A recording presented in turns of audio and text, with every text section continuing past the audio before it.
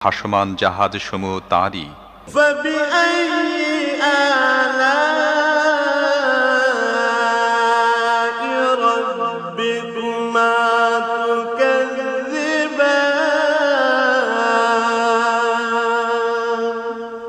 অতএব হে জিন ও মানব জাতি, তোমরা তোমাদের রবের কোন কোন অনুগ্রহ অস্বীকার করবে?